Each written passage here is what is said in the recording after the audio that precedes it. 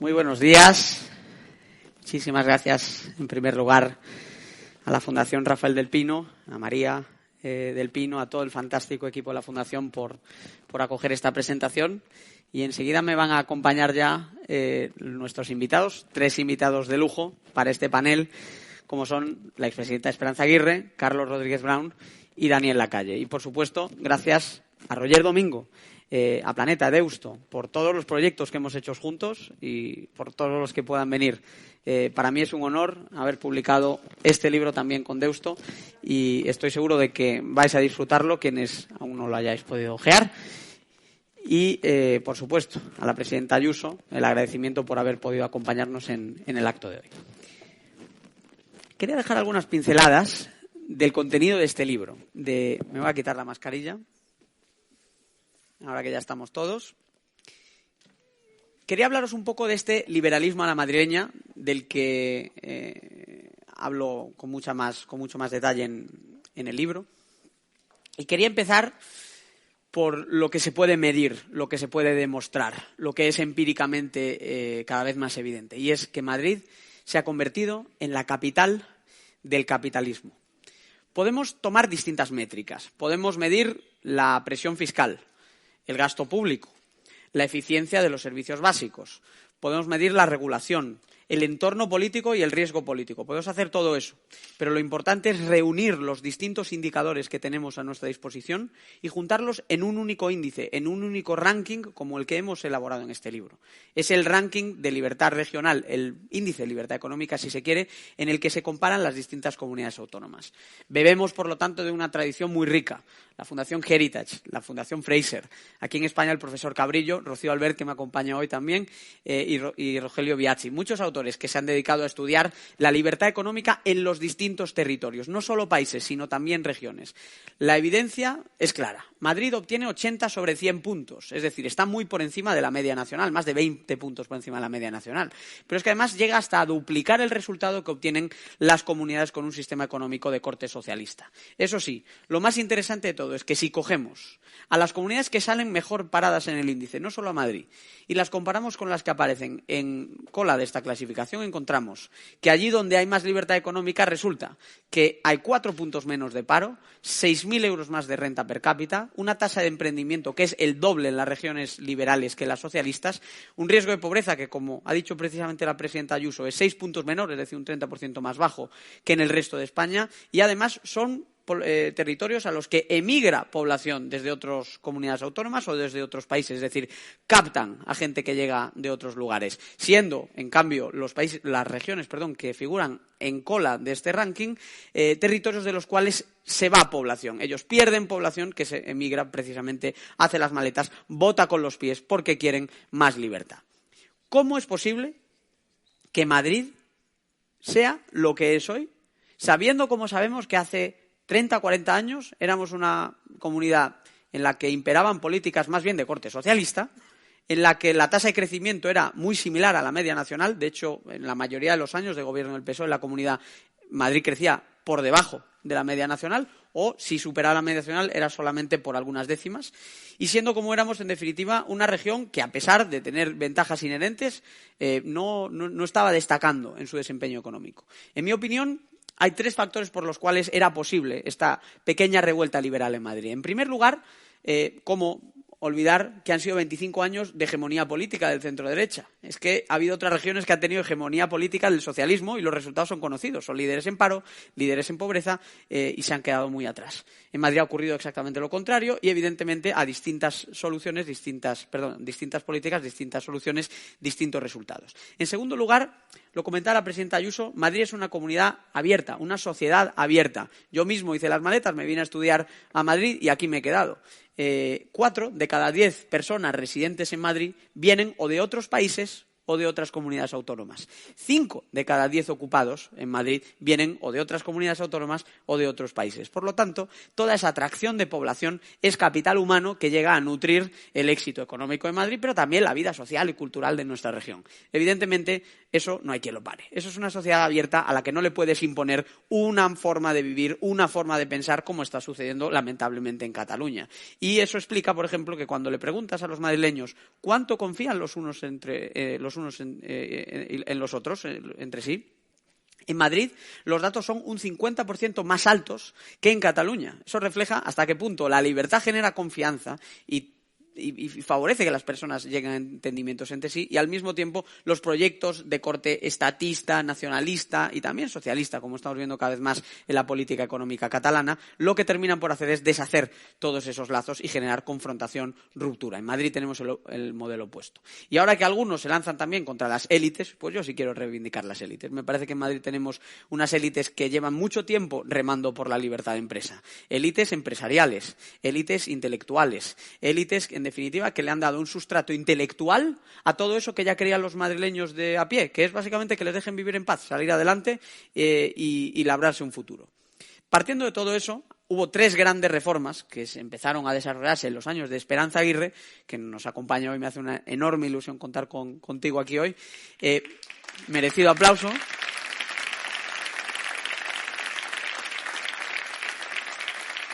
Amable, gracias, Diego. Y esas reformas que vienen de los años de Esperanza no solo se han mantenido en el tiempo, que fíjate tú el mérito que tiene esto, ¿no? En esta política en la que las normas pueden durar 1 año, 4 años, como mucho 2 legislaturas, a lo sumo, es que son reformas que tienen casi 20 años ya de trayectoria. Y esas reformas son básicamente 3. La primera,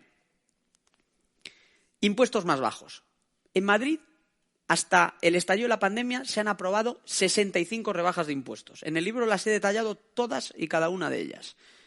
2. Reforma regulatoria. En Madrid hay cada vez menos trabas. Esto es transformador, porque en Madrid se aprueba 1 millón de páginas de nueva legislación cada año, y que un territorio como Madrid se esté dedicando y comprometiendo a quitar trabas en vez de a poner más trabas es desde luego novedoso. Empezó con la libertad de horarios comerciales y ahora mismo tiene mucho más recorrido. Ahora hablo un poco más en detalle de ello. Y en tercer lugar, otra apuesta muy valiente de Esperanza fue la participación del sector privado en la prestación de servicios básicos. Es fundamental apuntalar la educación, la sanidad, el transporte, y precisamente por eso no nos podemos permitir prescindir de las fuerzas del libre mercado. Al permitir que las empresas jueguen un papel en la prestación de estos servicios tan importantes y al fomentar dentro del propio sistema público la libertad de elección, incluso la competencia dentro de los distintos centros educativos, centros de salud, etcétera, lo que estamos generando es una cultura en la cual el contribuyente tiene más libertad para elegir. Partiendo de estos 3 grandes ingredientes, quiero detenerme un poquito más en cada uno de ellos. Está aquí, también me alegra mucho contar con Javier Fernández Lasqueti, consejero de Hacienda, de Economía y de Empleo en la Comunidad de Madrid. Javier sabe bien que entre 2003 y 2019 se han aprobado, como decía, 65 rebajas de impuestos. Estamos viendo en pantalla también un gráfico, yo creo, muy revelador del libro, en el cual se puede ver que la recaudación fiscal, salvo en los años de la pasada crisis, está creciendo año tras año, de modo que tenemos cada vez menos presión fiscal y, sin embargo, tenemos cada vez más recaudación, o dicho de otra manera, la curva de Laffer tiene sede en la Comunidad de Madrid, porque precisamente aquí hemos demostrado claramente que con menos impuestos se generan incentivos mucho más favorecedores para la inversión, para el emprendimiento, para la generación de riqueza. Y eso, al final, termina generando una tarta económica mucho más ancha que, paradójicamente para algunos, termina produciendo más recaudación. Entonces, Madrid, con menos impuestos, tiene más crecimiento y, precisamente por la vía del crecimiento, acaba teniendo más recaudación. Hablando de la cuestión regulatoria, yo creo que este es un aspecto a veces menos visible que los impuestos y merece la pena también hablar de ello. En Madrid, Esperanza Aguirre en su día fue la primera que apostó por una libertad de horarios comerciales y días de apertura que a fecha de hoy no tiene ninguna otra región española, incluso a pesar de que hay una ley nacional que favorece que en las grandes capitales se aumente la disponibilidad para fijar horarios y días de apertura. Pero es que además Madrid viene de aprobar una ley del suelo muy ambiciosa, en la cual se introducen cambios y flexibilizaciones varias, por ejemplo, el cambio automático de uso del suelo, la supresión de licencias, etcétera. También una línea abierta contra la hiperregulación, que nació de un evento como este, en el que participó Javier Fernández Lasqueti y el gobierno de una provincia canadiense nos sugería el abrir algún tipo de ventanilla para que las empresas y los ciudadanos tomasen nota de lo que sucedió allí y también aquí planteasen sus propuestas de mejora. Bueno, es una alegría saber que ya se han tramitado más de 200 expedientes, es decir, ha habido más de 200 solicitudes de eliminación de una traba concreta, mejora de un trámite en concreto, repliegue de burocracia, y todo esto va a dar pie, evidentemente, a legislación. Una de ellas es la ley Ómnibus, que está ahora mismo tramitándose en la Asamblea. Su propio nombre indica que en aluvión va a suponer 35 flexibilizaciones, liberalizaciones en distintos ámbitos. Hay una ley de mercado abierto a la que aludía la presidenta, que reconocerá automáticamente licencias concedidas en otras comunidades autónomas. Y también, ojo, los fondos europeos en Madrid se están usando para que la administración sea más liviana, que sea más simple, que se digitalicen los trámites del ciudadano con la administración. Somos la única comunidad donde se está haciendo esto, en vez de dedicar el grueso de esos desembolsos europeos básicamente a apuntalar el gasto clientelar y el gasto público más improductivo. Me hizo mucha gracia volver atrás en el tiempo, preparando el libro, y encontrarme muchas declaraciones sobre cómo Esperanza iba a desmantelar, por aplicar políticas liberales, el sistema sanitario. Me acerco aquí a la pantalla para leerlo y no equivocarme. Resulta que desmantelar al final resultó ser abrir 12 hospitales públicos más y 142 centros de salud. Es decir, como Madrid creció más, pudo invertir más en salud, pero, por cierto, 1 de cada 3 nuevos hospitales era de gestión privada. Es decir, un modelo y otro pueden ir de la mano, pueden colaborar y, de hecho, lo más importante de todo aquí es el paciente, y la tasa de satisfacción de los pacientes en Madrid está en torno al 90% en todos los servicios ofrecidos, desde el SUMA y los centros de salud hasta las urgencias hospitalarias. Las listas de espera, en promedio, un 35% por debajo de la media autonómica. De modo, los datos son claros y pasó exactamente lo contrario que se iba a decir. Es decir, no solo no hay tensión entre liberalismo y salud, sino que el liberalismo es salud, porque precisamente, como no podía ser de otra manera, por la vía de la riqueza se apuntala el sistema de salud. Algo parecido ocurrió con la educación. Hoy Madrid tiene mejores resultados que el resto de España y que la media de la OCDE.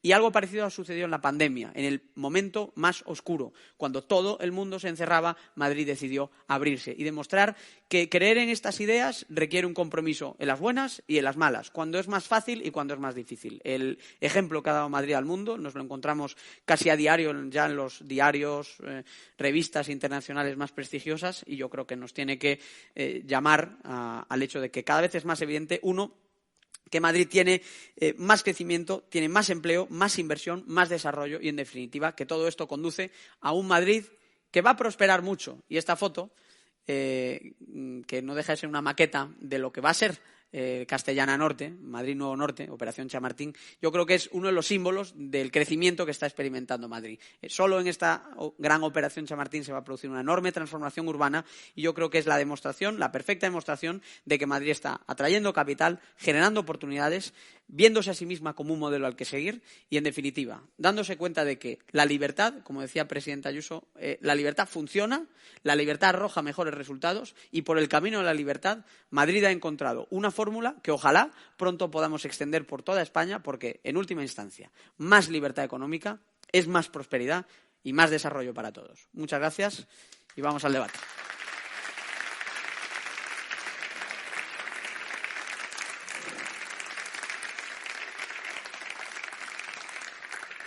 Y quiero empezar por Esperanza, precisamente. Quiero saber cómo se te ocurre hacer esta enorme revolución en la Comunidad de Madrid, porque, como tú bien sabes, hasta entonces aquí no se había ensayado nada de esto, pero es que tampoco en ninguna otra comunidad autónoma se habían aplicado políticas tan radicales en el buen sentido de la palabra.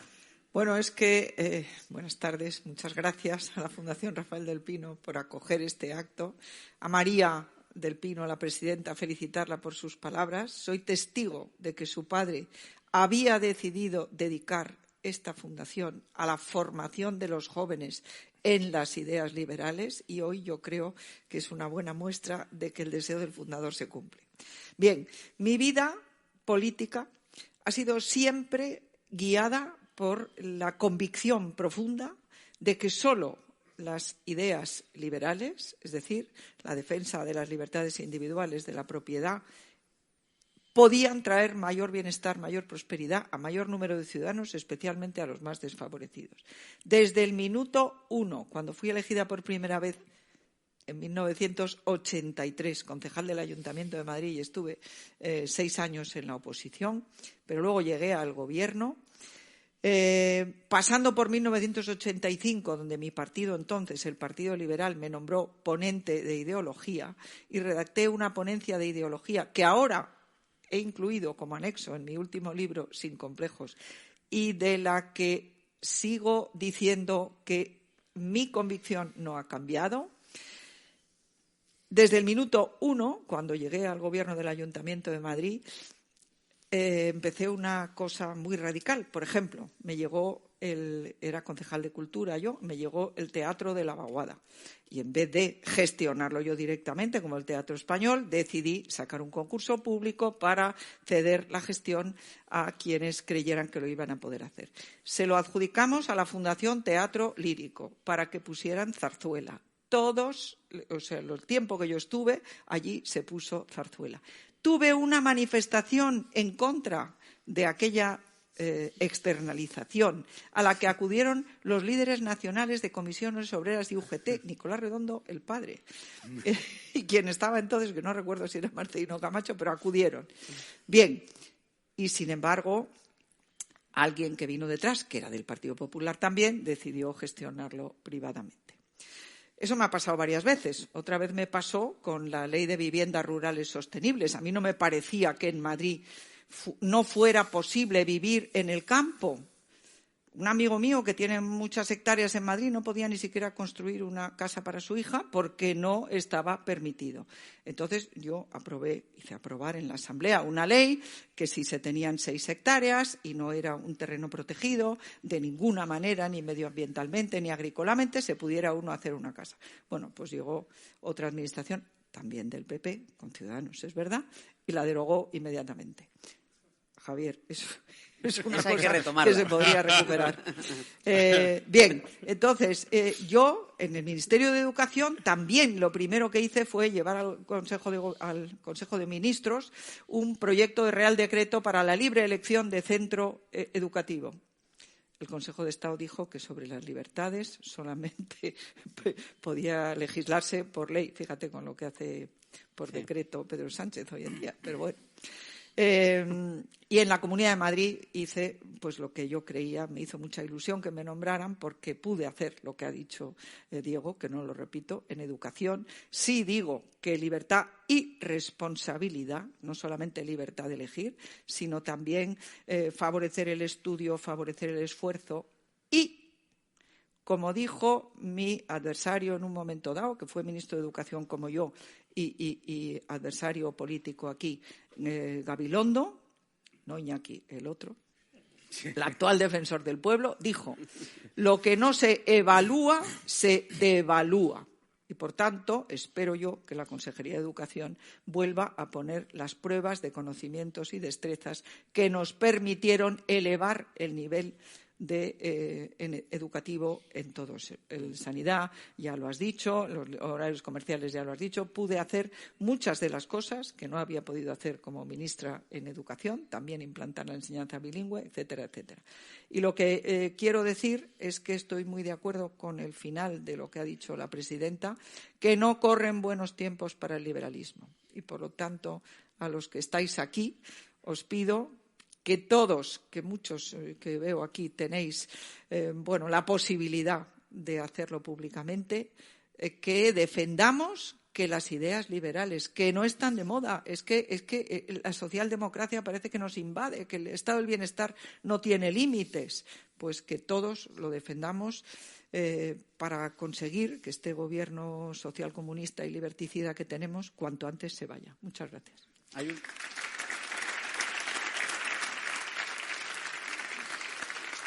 Hay una tendencia, desde luego, a más intervención, más regulación, más gasto. Con la pandemia se ha exacerbado.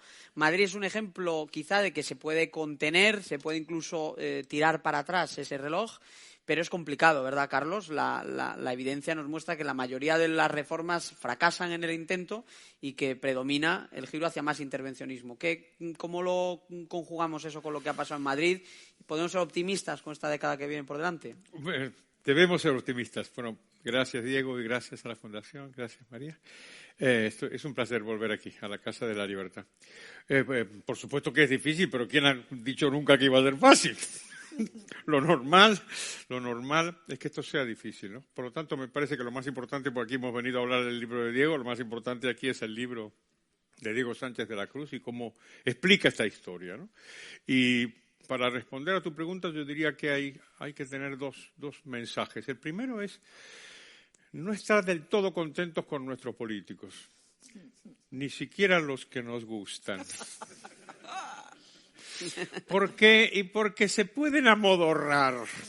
Si no les pinchamos, si no les perseguimos, se amodorran. Nuestra obligación es pincharles. Salvo que queramos ser ministros, pero como no es mi caso. Hay que pincharles, porque es verdad que se pueden amodorrar. Y la segunda lección es quizá más grave, ¿no? Y es que no hay que dar nada por sentado. Dejadme que os ponga ejemplos de mi continente natal. Una de las cosas por las cuales me ha bendecido Dios es que, aunque tengo 2 abuelas argentinas, mis abuelos no eran tan argentinos, era uno uruguayo y el otro chileno. Y si hay un ejemplo de que no hay que tomar las cosas buenas por sentadas, es Chile. Sí, sí. Porque Chile venía a ser como la Comunidad de Madrid, pero a lo bestia, ¿no?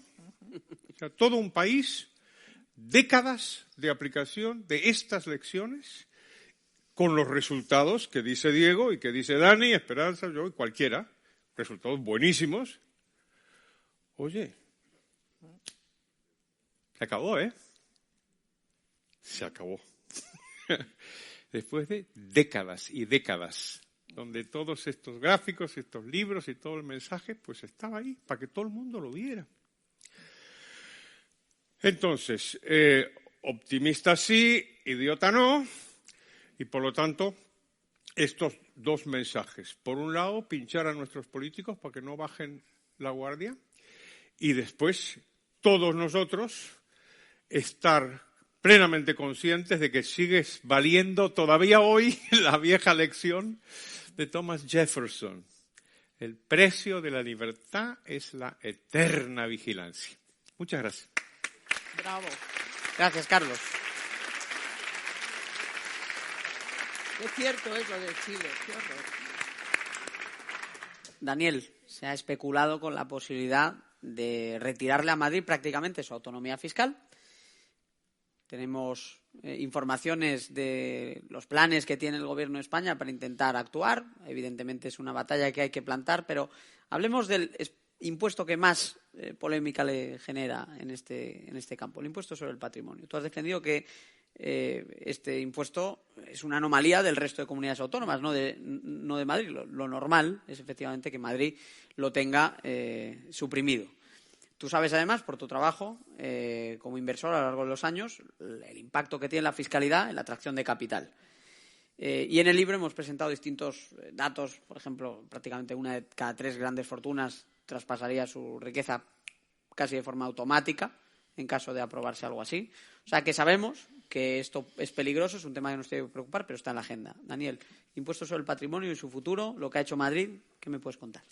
Bueno, muchísimas gracias, Diego, por la presentación. Muchas gracias, María. Muchas gracias a la Fundación Rafael del Pino, porque siempre es un gusto estar aquí para hablar sobre libertad y encima rodeado de personas que luchan por ella todos los días.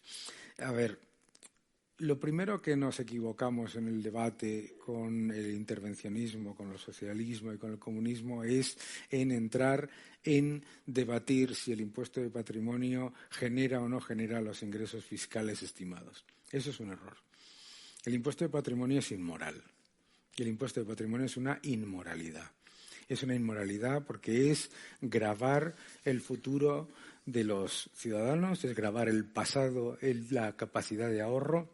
Y además supone una transferencia de renta de los que gestionan el capital y de los que son buenos gestionadores de activos a los que son malos. Por lo tanto, el impuesto de patrimonio no se puede debatir, como ocurre constantemente en los medios de comunicación, de si se recaudaría A o se recaudaría B. Es una irrelevancia en el sentido. Primero, es completamente cierto. Y todos los datos están ahí, no hay ni que entrar, que no se recauda. Ellos son los primeros que lo saben, pero también saben que no se iba a recaudar absolutamente nada por la tasa Tobin y la han puesto igual. Y lo único que ha servido es para que la bolsa española se haya convertido en una irrelevancia. Pero el problema aquí es un problema moral. Es decir, nosotros tenemos que defender al contribuyente, al ahorrador y al gestionador de riqueza, a las personas que gestionan la riqueza para hacer los países más ricos, no los países más pobres. No la decisión absolutamente arbitraria de transferir de aquellos que han sido capaces de generar mayor riqueza con un enorme esfuerzo a aquellos que no son capaces no solamente de generar riqueza, sino de administrarla.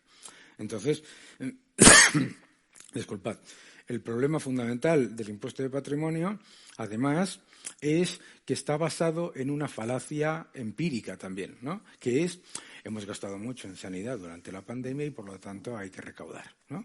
Una idiotez, como la copa de un pino, ¿eh? No hay que hacer nada más que el cálculo para demostrar que no tiene ningún tipo de efecto recaudatorio, no sobre lo que se haya gastado durante la pandemia, sino sobre el exceso de déficit estructural que se incurrió antes de que existiese la palabra COVID ni las mascarillas y todas estas cosas que estamos viviendo ahora mismo. Por favor, el exceso de déficit estructural incurrido en el año 2019. No el déficit del año 2019, ni el déficit estructural del año 2019, sino lo que se gastaron en el gobierno más caro de la historia para ir creando ahí defensores de no sé qué, del roscón con nata. Por lo tanto, la batalla de las ideas es la batalla de las ideas y es la batalla de la moral. Y la razón por la que Esperanza, por la que Carlos, por la que Diego, por la que yo estamos de la parte del liberalismo es porque el liberalismo es el único sistema que defiende de verdad a los pobres y no los crea. Muchas gracias. Muy bien. Muy bien, Daniel. Gracias, Daniel.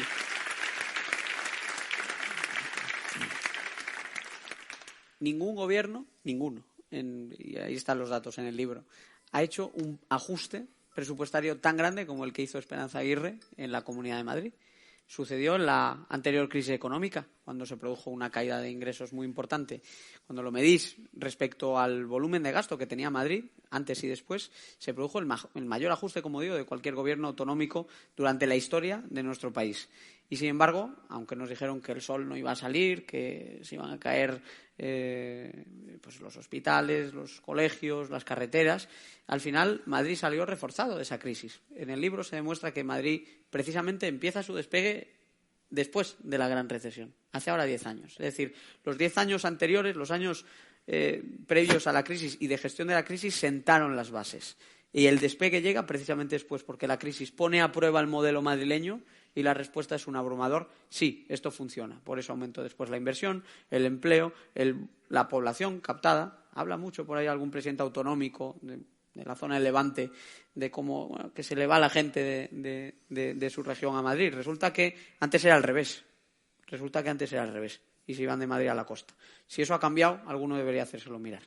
Esperanza, ¿cómo fue enfrentar aquella campaña? Recuerdo perfectamente que lo primero que hice fue reducir el gasto en todo lo que se podía, el gasto público de la comunidad. De 15 consejerías pasamos a 7.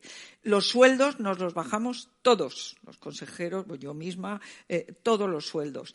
Suprimimos no sé cuántos entidades que yo no había creado, porque me he caracterizado por no crear entidades. Todos esos que dicen que yo a Abascal le hice una mentira. Estaba ahí y estaba vacante y Santiago Abascal cumplía los requisitos y por eso se le nombró. Pues esa también se suprimió. Todas esas hijas y nietas, como decía el bueno de Luis María Huete, de la Administración, que van creciendo, fueron suprimidas. Y, por supuesto, sin subir ningún impuesto. Al contrario, empezamos en Madrid quitando el céntimo sanitario, luego patrimonio, luego sucesiones, luego donaciones, luego bajamos el IRPF. Todo eso se mantuvo y en todo lo posible lo bajamos. Y, desde luego, no decidimos culpabilizar al sector inmobiliario y, por lo tanto, expropiar las viviendas construidas y que no habían sido vendidas o alquiladas, ¿no? Todo lo contrario. Lo que hicimos es estimular a la economía para que siguiera creciendo. No sé exactamente si eso es lo que... Sí. Pero y ahondando un poco en eso, uno de los impuestos que se suprime precisamente en el peor momento de la crisis económica es sucesiones. Antes le preguntaba a Daniel por patrimonio. Carlos, te quiero preguntar por el impuesto de sucesiones, que tiene una larga trayectoria de debate intelectual en el ámbito del pensamiento económico, pero que es una figura fiscal a fecha de hoy cada vez más desfasada. Esperanza dio el paso y ahora mismo, como sabes, hemos visto hasta protestas en otras comunidades autónomas, revueltas, pequeños tea parties autonómicos, ¿no?, contra el impuesto de sucesiones. ¿Qué validez tiene lo que se hizo en Madrid y qué recorrido tiene el quitarle los impuestos a las herencias? Yo creo que tiene una validez importante, y es verdad que tiene una larga historia y una historia paradójica, porque liberales decimonónicos fueron los que impulsaron la idea del impuesto a la herencia, empezando por John Stuart Mill. O sea que ni siquiera hay que tener confianza en los liberales, ojo. Ojo. Y después la carrera del impuesto de sucesiones fue al alza sin parar, hasta que finalmente una combinación de opinión pública y de poca recaudación, a la que hablaba Daniel hace un momento, pues acabaron con él. Y es posible que ahora vuelva. O sea, que quizá lo más importante de esta historia es lo que ha comentado Diego. De las alegrías que hemos tenido los liberales en los últimos años en nuestro país, ha sido precisamente esto, que ha habido manifestaciones en contra de los impuestos. Lágrimas caían por mis ojos. Nunca hemos visto nada parecido. Todas las manifestaciones siempre son para subir los impuestos, ¿no? Para aumentar el gasto público, es decir, para subir los impuestos. Y de pronto empezó a pasar esto que cuenta Diego. Me parece importantísimo. Esto es un cambio en lo que es la opinión pública. El Estado se dedica sobre todo a fomentar la anestesia fiscal, es decir, hace todo lo posible para que no se noten los impuestos. De ahí viene el invento demoníaco de las retenciones, que es la prueba misma de que existe Satán. Para entender eso, simplemente imaginaros que no existiera. Mañana se acabaron las retenciones. Todo el mundo cobra y después va a Hacienda y paga el impuesto. Para todo. Se acaba el invento. Ríete de la Revolución de Octubre. O sea, se acaba el invento de verdad. ¿Esto qué quiere decir? Que no es verdad que la presión fiscal pueda subir sin consecuencias. Puede subir y de pronto tiene consecuencias, a pesar de todos los esfuerzos que hacen los gobernantes para ocultarlos. Con lo cual, pues eso. ¿Cuál es la próxima manifestación contra los impuestos? ¿Sabes dónde es? A ver si nos apuntamos. Y Daniel, si estamos hablando de liberalismo a la madrileña, es entre otras razones porque queremos liberalismo a la española. Porque queremos que este modelo no sea patrimonio de una comunidad autónoma, ni mucho menos. Y si hubo esas manifestaciones también que estábamos comentando en torno al impuesto de sucesiones, porque cada vez había más españoles que decían, oye, que Madrid tiene mejor educación, mejor sanidad, más libertad económica, crece más empleo, pero es que además ha quitado ese impuesto. Y a mí me estás pidiendo hasta un 34% de una herencia que quizá ni siquiera es líquida, que tengo que pagar hoy de un dinero que quizá ni siquiera tengo. Daniel, Madrid como faro, Madrid como referente, Madrid como punta de lanza para un liberalismo a la española. Bueno, yo creo que Madrid es un ejemplo porque, mira, ayer tomé un taxi y la persona que llevaba el taxi había llegado a Madrid hacía 10 días. Hacía 10 días. Y le digo, ¿y qué tal? ¿Cómo va? ¿Qué le parece? Y dice, es que aquí todo el mundo está a gusto. Digo, hombre, pues mire, ya es algo, ¿no? Yo creo que la idea de... o sea, aquí en España hemos tenido una enorme ventaja con las comunidades autónomas y el nivel de separación, que es la capacidad de comparar modelos completamente diferentes en un mismo país, con la misma moneda, con la misma legislación europea, con los mismos, y ver que divergen completamente. Y por lo tanto, ese análisis que has hecho tú nos lleva clarísimamente a llevar a conclusiones muy evidentes. ¿Por qué es un ejemplo? Mira, estamos ahora mismo en Castilla y León donde unos señores te están diciendo que están muy preocupados por la España vaciada mientras te la vacían poniéndole a los autónomos las cuotas más altas de toda la Unión Europea y haciendo que un pobre ganadero pague más del 65% de lo que factura.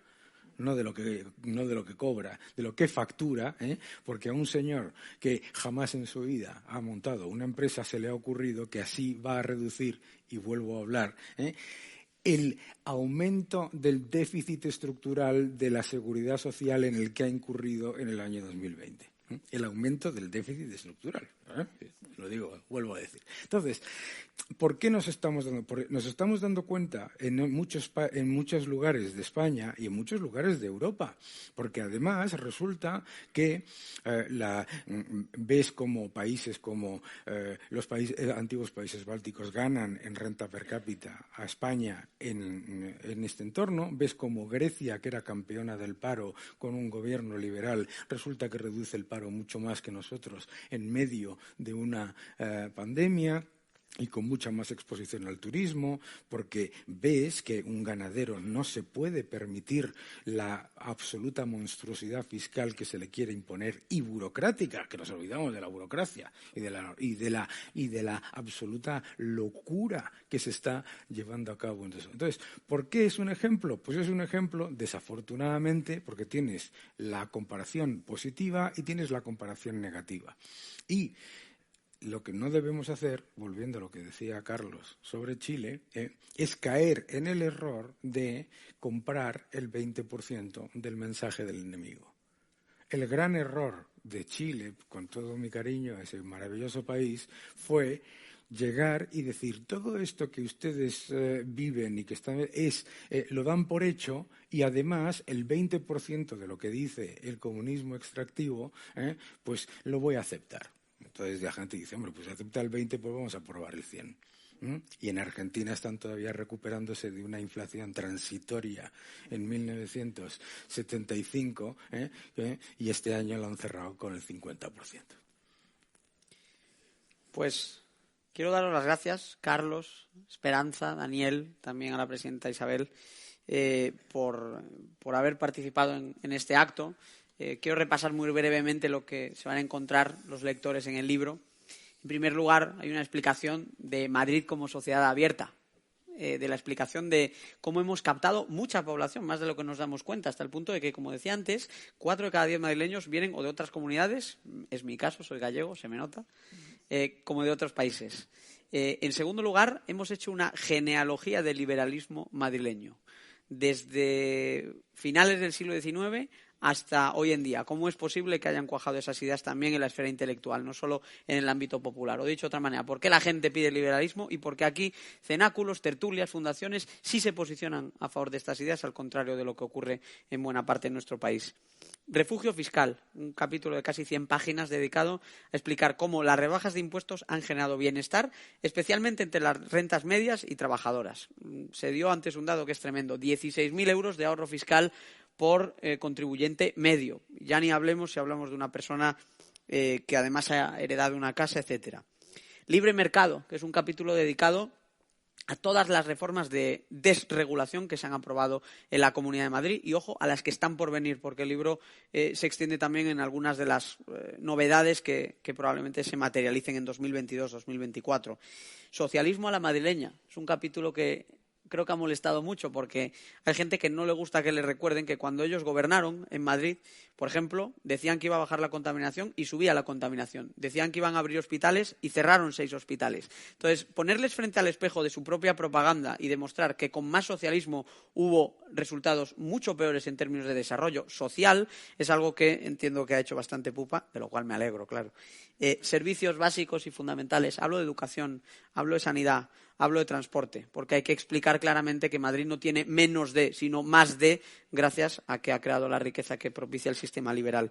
Y hablamos de coronavirus, porque he de decir que precisamente entre la primera y la segunda ola, cuando más dudas había sobre si abrir o no, es precisamente cuando más directamente he estado yo en contacto con los miembros de este buen gobierno autonómico que tenemos en Madrid, y hemos estado analizando modelos de otros países, sistemas de otros lugares, ver cómo se podía reabrir Madrid con el menor coste posible, preservando vidas y reabriendo la economía, recuperándola. Y la información que hay en ese capítulo y los datos que demuestran cómo Madrid ha salido más fuerte, al contrario que el resto de España de esta pandemia, yo creo que son esclarecedores. Y, además de todo eso, tenemos un prólogo de Esperanza, un epílogo de Daniel y una entrevista inédita con la presidenta Ayuso.